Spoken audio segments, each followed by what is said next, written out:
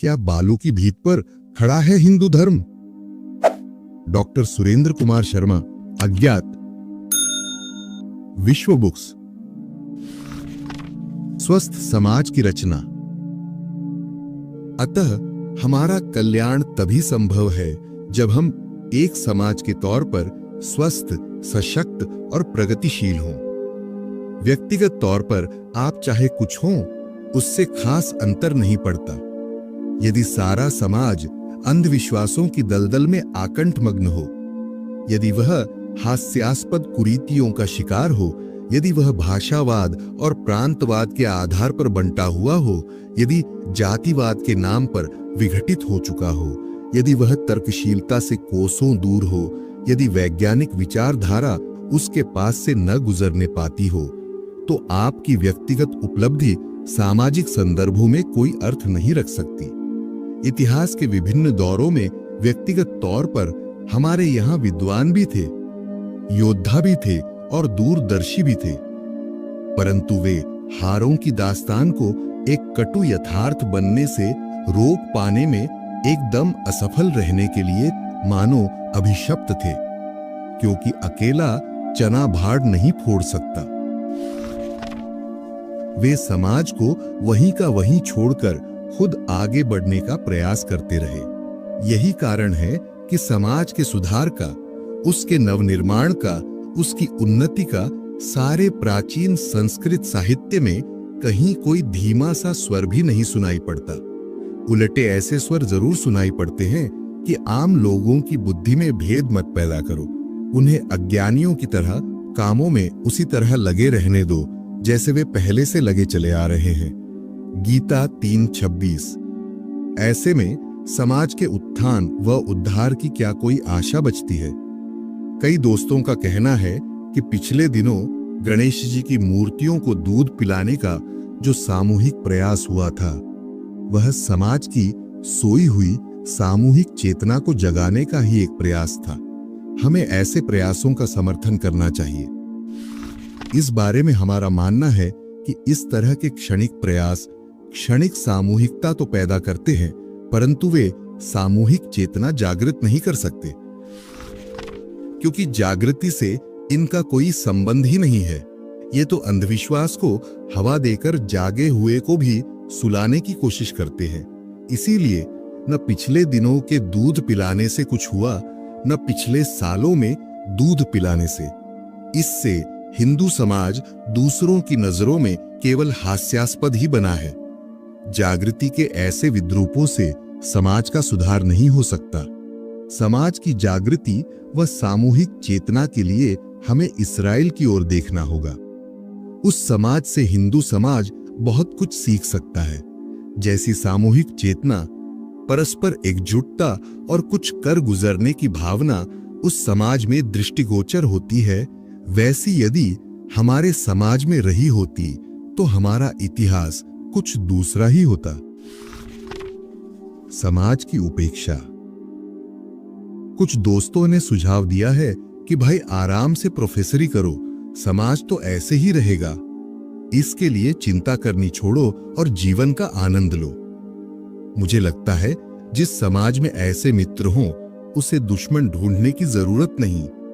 यही घोर व्यक्तिवाद तो हमारे साथ हजारों सालों से चिपका हुआ है, यहाँ घर किए हुए है और घुन की तरह हमें अंदर से खाए जा रहा है। व्यक्तिगत मुक्ति मोक्ष की प्राप्ति में एक एक आदमी लगा रहा, परंतु समाज के सामूहिक उत्थान की कभी किसी को सुध नहीं आई। जबकि वास्तविकता यह है कि यदि समाज स्वस्थ होगा तो व्यक्ति भी स्वस्थ होगा। यदि समाज सशक्त होगा तो व्यक्ति भी सशक्त होगा, परंतु यदि समाज कमजोर होगा तो व्यक्तिगत तौर पर तगड़ा व्यक्ति भी नहीं बचेगा। अतः समाज के शक्तिशाली होने का अर्थ है हर व्यक्ति का शक्तिशाली होना। व्यक्ति का प्रबुद्ध स्वार्थ इसी में है कि समाज शक्तिशाली, स्वस्थ और वर्चस्वी हो। इसीलिए हम हिंदू समाज को सब तरह से संपूर्ण देखना चाहते हैं, इसकी बुराइयों को दूर करना चाहते हैं, इसका नवनिर्माण करना चाहते हैं, इसे सुधरे हुए रूप में देखना चाहते हैं। व्यक्ति तो आज है, कल नहीं, परंतु हिंदू समाज अक्षय वट के समान सनातन सा है। वह सदा है, सदा रहेगा। अतः इसकी चिंता करना हमारा परम कर्तव्य है।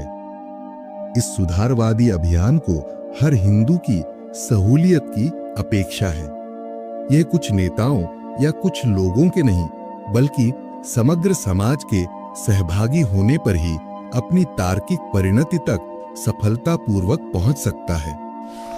प्रस्तुत पुस्तक द्वारा उन सब हिंदू हितैषी लोगों का आह्वान किया जा रहा है जो इस विराट हिंदू समाज के सुधार में अभिरुचि रखते हैं।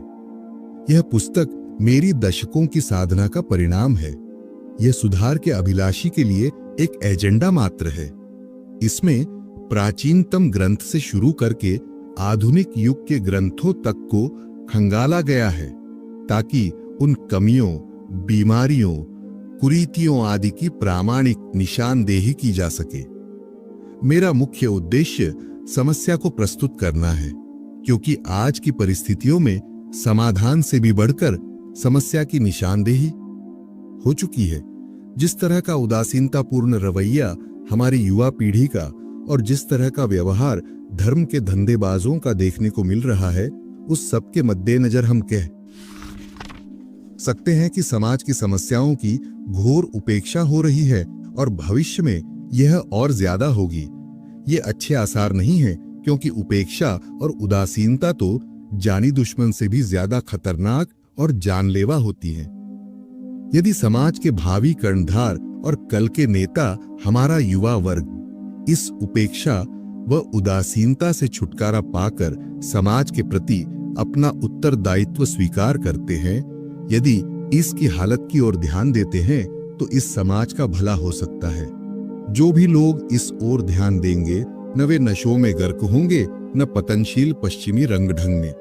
वे देश के स्वाभिमान से प्रेरित होकर कुछ रचनात्मक कर गुजरने के लिए लालायित होंगे। ठीक उसी तरह जिस तरह स्वतंत्रता संग्राम के दौरान इस देश के युवा वर्ग ने किया था।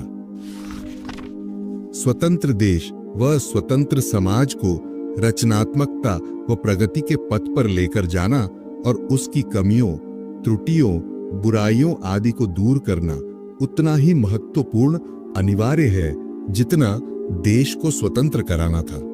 स्वतंत्रता और स्वातंत्र्योत्तर स्थिति दोनों ही महत्वपूर्ण होती है।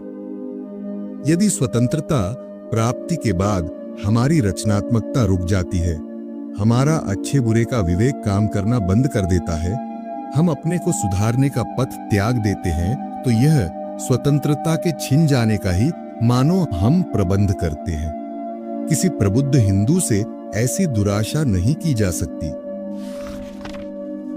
हमारा यह प्रयास हर प्रबुद्ध हिंदू को उसके सुधारवादी यत्नों में सहायता पहुंचाना मात्र है।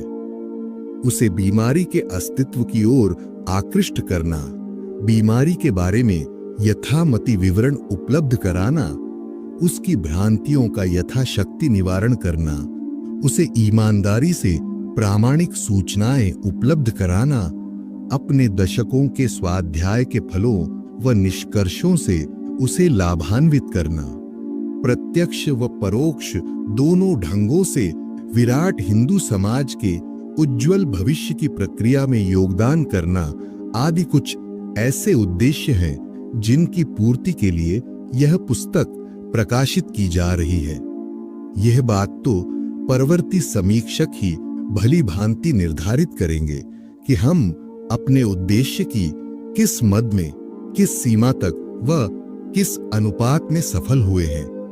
वर्तमान में लेखक और प्रकाशक को इस बात का ही संतोष है कि वे अपने समाज के प्रति यथामति और यथाशक्ति कुछ सकारात्मक व रचनात्मक कार्य कर रहे हैं।